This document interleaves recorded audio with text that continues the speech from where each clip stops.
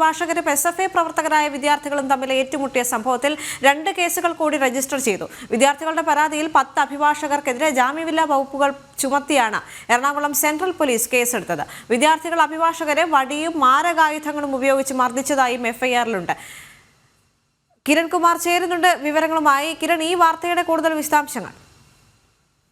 ദേവിക, കഴിഞ്ഞ ദിവസം ബാർ അസോസിയേഷന്റെ പരിപാടിയുമായി ബന്ധപ്പെട്ട് എറണാകുളം മഹാരാജാസ് കോളേജിലെ വിദ്യാർത്ഥികളും അഭിഭാഷകരും തമ്മിലുണ്ടായ വാക്കേറ്റത്തിലും അടിപിടിയിലുമാണ് ഇപ്പോൾ പുതിയതായിട്ട് 2 കേസുകൾ കൂടി പോലീസ് രജിസ്റ്റർ ചെയ്തിരിക്കുന്നത്.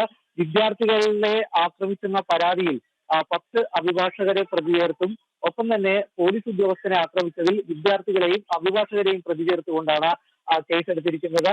വിദ്യാർത്ഥികളുടെ പരാതിയിൽ 10 അഭിഭാഷകർക്കെതിരെ കേസെടുത്തിട്ടുണ്ട്. ഇവർ മാരകായുധങ്ങൾ, പ്രത്യേകിച്ച് വടി അടക്കമുള്ള ഈ മരവടികളും ഒപ്പം കസേരയുടെ കാലുകൾ അടക്കം ഉപയോഗിച്ചുകൊണ്ട് ആക്രമിച്ചു എന്ന പരാതിയുടെ അടിസ്ഥാനത്തിലാണ് കേസെടുത്തിരിക്കുന്നത്. കൂടാതെ ഈ പോലീസ് ഉദ്യോഗസ്ഥനെ ആക്രമിച്ചതുമായി ബന്ധപ്പെട്ട് കണ്ടാൽ അറിയാവുന്ന 10 പേർക്കെതിരായിട്ടാണ് ഇപ്പോൾ കേസെടുത്തിരിക്കുന്നത്. അതിൽ വിദ്യാർത്ഥികളുമുണ്ട്, അഭിഭാഷകരും ഉണ്ട്. പോലീസിന്റെ കൃത്യനിർവഹണം തടസ്സപ്പെടുത്തുന്ന രീതിയിൽ ഇവർ പ്രവർത്തിച്ചു എന്ന കാരണങ്ങളാണ് അത്തരത്തിലുള്ള കുറ്റകൃത്യങ്ങൾ ചുമത്തിക്കൊണ്ടാണ് ഏതായാലും കേസെടുത്തിരിക്കുന്നത്. ഏതായാലും വിദ്യാർത്ഥികൾക്കെതിരായിട്ടും അഭിഭാഷകർക്കെതിരായിട്ടും എടുത്തിരിക്കുന്ന ഈ പുതിയ കേസുകളിലെല്ലാം തന്നെ ജാമ്യമില്ലാത്ത വകുപ്പുകളാണ് പോലീസ് ചുമത്തിയിരിക്കുന്നത്. ഏതായാലും ഇന്നലെയും ഇതുമായി ബന്ധപ്പെട്ട് ഇന്നലെ വൈകിട്ടും വീണ്ടും മഹാരാജാസ് കോളേജിൽ സംഘർഷം ഉണ്ടാവുകയുണ്ടായി.